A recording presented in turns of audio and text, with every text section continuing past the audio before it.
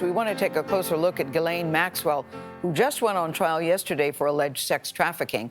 In opening statements, prosecutors describe Maxwell as Jeffrey Epstein's lady of the house, they're calling her, who set up teenage girls for him to sexually abuse.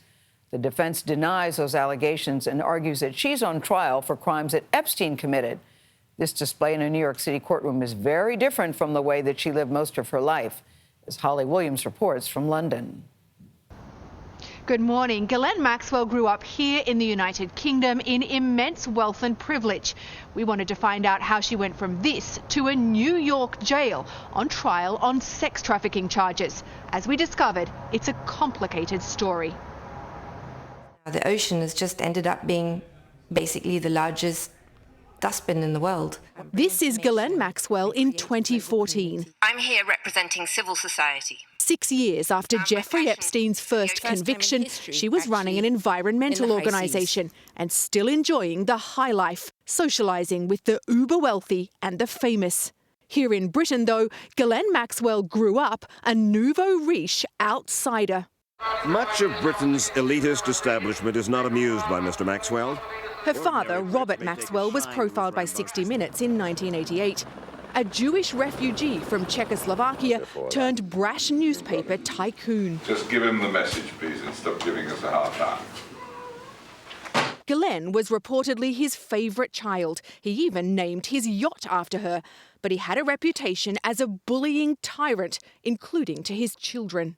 I remember being in a room full of people when Maxwell walked in and everybody stopped talking. And, you know, outside Clint Eastwood movies, that really doesn't happen very often. John Preston wrote a biography of Robert Maxwell.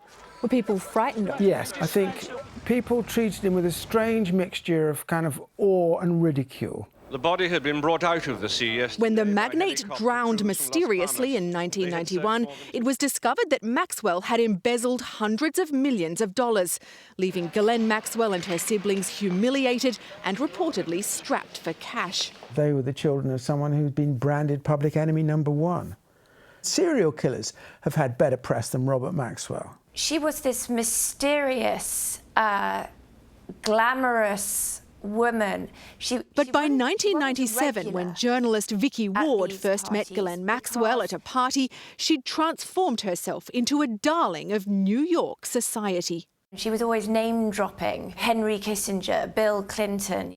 The question was how? There were designer clothes, there were clearly lots of private planes, and I did think, gosh, who's paying for all this? Ward later wrote a profile of Jeffrey Epstein for Vanity Fair, discovering that Maxwell was his ex-girlfriend and uncovering early allegations of sexual abuse against the pair, which Ward's editors wouldn't allow her to publish. They say she needed more sources.